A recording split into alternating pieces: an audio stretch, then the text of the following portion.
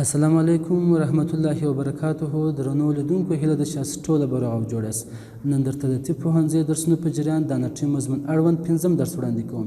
په دې درس کې موږ تاسو د خیر سره د سکاپولا هډوکي اناټومي زده کوو. راځم د درس په لور. موږ تاسو سکاپولا هډوکي پیژنو چې دا څنګه هډوکي دي، چیرې موقعیت لري. سکاپولا هډوکي موږ تاسو د صدري کپاس په علوي او خلفي برخه کې موقعیت لري. که چیرې موږ تاسو وګورو سکاپولا هډوکي د صدري کپاس لوړه خواته دی، خو د شا په خوا کې دی، خلفي د شا په برخه کې موقعیت لري. په تیر سطح کې موږ تاسو کلیویکولا هډوکي ویلی وو. کلیویکولا هډوکي د صدري کپاس لوړ او د قدام د مخ خواته وو، خو سکاپولا هډوکي د صدري کپاس په لوړه برخه کې د شا په قسمت کې یا په خلفي برخه کې قرار لري، خلفي وجه کې قرار لري. نو موږ تاسو وایو چې دا خپل هموار هډوکي دی او مثلثي شکل لري. په لنډ ډول سره داسې وایو چې سکاپولا هډوکي د صدري کپاس په علوي او خلفي برخه کې موقعیت لري، هموار هډوکي دی او مثلثي شکل لري. سکاپولا هډوکي که موږ وګورو دا دوې وجهې لري، درې کناره لري، درې زاویې لري او درې بارزې لري. دا ټول موږ تاسو په تفصیل سره وایو. دا سکاپولا هډوکي دی، دا یې قدامي وجه شول او دا یې خلفي وجه شول. دا د قدام د خوا څخه موږ ته شکل راښول، دا د خلف د خوا د شا د خوا څخه دی. اوس یې موږ په تفصیل سره وایو. اول موږ تاسو وایو چې سکاپولا هډوکي دوې وجهې لري.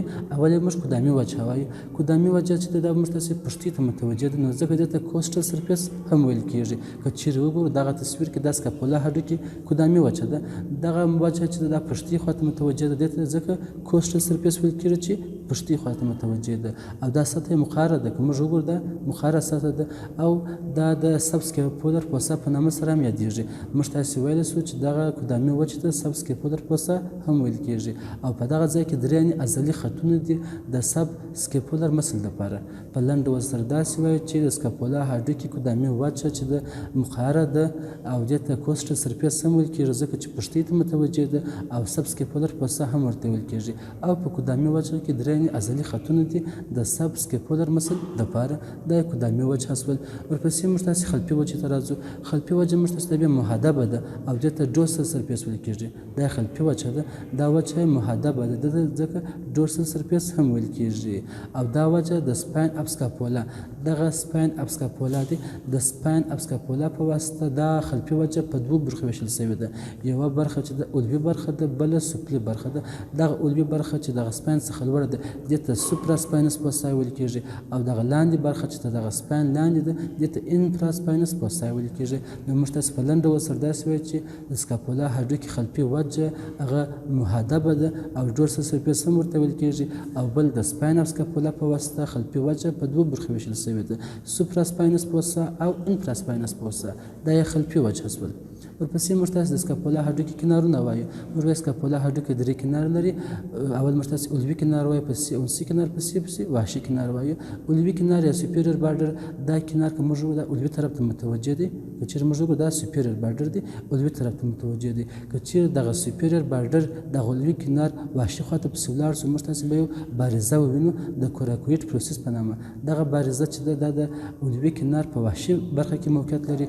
دغه کوراکویډ پروسس په اونسي خوا کې دلته موږ تاسې یو ناچ وینو چې دې ته سوپرا سکیپولر ناچ ویل کېږي. نو که چیرې موږ تاسې وګورو دغه ناچ د کوراکویډ پروسس او د علوي کنار په منځ کې دی. نو موږ تاسې وایو که چیرې د کوراکویډ پروسس اونسي خوا ته موږ پسې ولاړ سو، نو سوپرا سکیپولر ناچ به موږ تاسې ووینو. پسې موږ تاسې میډل بارډر یا اونسي کنار وایو. دا چې دی دا میډل بارډر دی، اونسي کنار. دغه میډل بارډر که موږ وګورو دا بیا ستوني فقرات ته متوجه دی. او دا کنار چې دی د علوي زاویې د سوپیریور انګل او انفیریور انګل، د علوي زاویې او سفلي زاویې په مابینځ کې دی. او دریم کنار چې موږ تاسو وایو لیټرل بارډر، وحشي کنار. وحشي کنار که چیرې موږ وګورو دا وحشي کنار دی. د وحشي کنار په لوړ علوي برخه کې موږ تاسو یو ساختمان وینو چې د انفراګرینایټ ټوبرکل په نامه سره یادېږي. په لنډ ډول سره داسې زده کوو چې سکاپولا هډوکي درې کنار لري. علوي کنار، دا علوي کنار سو، اونسي کنار او وحشي کنار. علوي کنار موږ تاسو وایو که چیرې د علوي کنار وحشي خواته پسې ولاړ سو، موږ تاسو به یو بارزه ووینو د کوراکویډ پروسس په نامه. د کوراکویډ پروسس و بغل ته اونسي طرف ته که موږ دلته سوپرا سکیپولر ناچ قرار لري، دا علوي کنار سو. بل اونسي کنار دی. اونسي کنار ستون فقرات متوجه دی. دا اونسي کنار د علوي زاویې او د سفلي زاویې په منځ کې قرار لري. بل وحشي کنار سو چې دا د وحشي کنار په علوي برخه کې به موږ تاسو انفراګرینایټ ټوبرکل قرار لري. دا کنارونه سول. ورپسې موږ تاسې د سکاپولا هډوکي زاویې وایو. سکاپولا هډوکي خپله موږ تاسې ویل چې درې زاویې لري: انفیریر انګل، سفلي زاویه، سوپیریر انګل علوي زاویه او لیټرل انګل وحشي زاویه. اول موږ تاسې انفیریر انګل وایو، دا زاویه چې د خپله سفلي طرف ته متوجه ده. په دغه عکس کې موږ وګورو دا انفیریر انګل خپله سفلي طرف ته متوجه ده.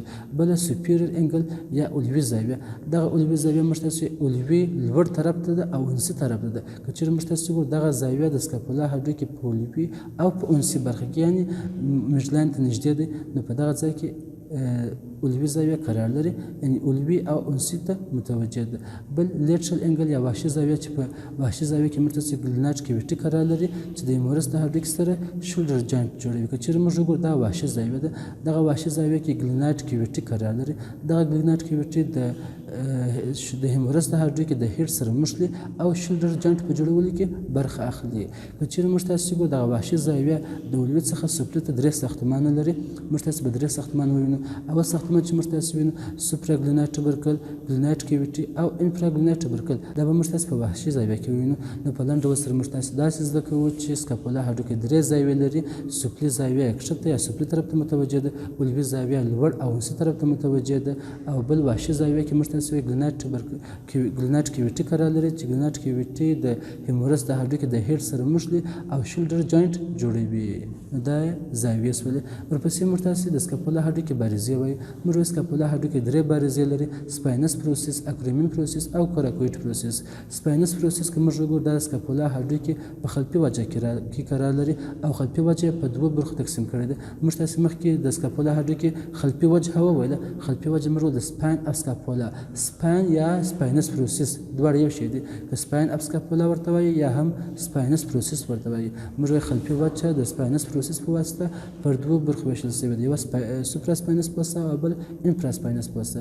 نو موږ تاسې وایو دغه سپاینس پروسس خپله د سکاپولا هډوکي په خلفي وجه کې قرار لري. ورپسې دویمه بارزه چې موږ تاسې وایو هغه اکریمین بارزه ده. اکریمین پروسس دا د کلیویکولا د هډوکي د وحشي نهایت سره مښلي او اکریمیو کلیویکولر جاینټ جوړوي. په تېر درس کې موږ هم وویل د کلیویکولا هډوکي هغه وحشي نهایت چې و د سکاپولا هډوکي د اکریمین بارزې سره مښتي او اکریمیو کلیویکولر جاینټ په جوړولو کې برخه اخیستله. او آخري بارزه کوراکویډ پروسس ده چې دا د علوي کنار په برخه کې د سوپراسکیپولر ناچ او ګلیناټ کیویټي ترمنځ د هډوکي رابطلې برخه ده. که چېرې موږ تاسې وګورو دغه کوراکویډ پروسس ده. دا کوراکویډ پروسس د ګلیناټ کیویټي او د سوپراسکیپولر ناچ په منځ کې قرار لري. نو دا په لنډ ډول سره موږ تاسې داسې زده کوو چې سکاپولا هډوکي درې بارزې لري. یو بارزه چې موږ تاسو د خلفي وجه کې ده چې هغه د سکاپولا هډوکي خلفي وجه پر دوه برخې ویشل، د یو سوپراسپاینس فوسا او بل انفراسپاینس فوسا وه. دویم بارزه چې موږ تاسې وایو هغه د اکریمین بارزه ده چې موږ تاسې اکریمین بارزه د کلیویکولا د هډوکي د وحشي نهایت سره مښلي او اکریمیو کلیویکولر جاینټ جوړوي. دریمه بارزه کوراکویډ بارزه ده چې دا بیا د ګلیناټ کیویټي او د سوپراسکیپولر ناچ ترمنځ د هډوکي رابطلې برخه ده. نو دا موږ تاسې د سکاپولا هډوکي بارزې وویلې. په لنډ ډول سره موږ تاسې داسې وایو چې سکاپولا هډوکي دوې وجهې لري. دا قدامي وجه ده چې قدامي وجه کې موږ ویل درې یعنې عضلي خطونه قرار لري. ورپسې بیا وویله چې خلفي وجه چې ده هغه کې سپاین یا سپاینس پروسس قرار لري چې د خلفي وجه پر دوه برخې ویشلې ده: سوپراسپاینس فوسا او انفراسپاینس فوسا. ورپسې بیا موږ تاسې د سکاپولا هډوکي زاویې، کنارونه او بارزې ټوله په تفصیل سره وویله.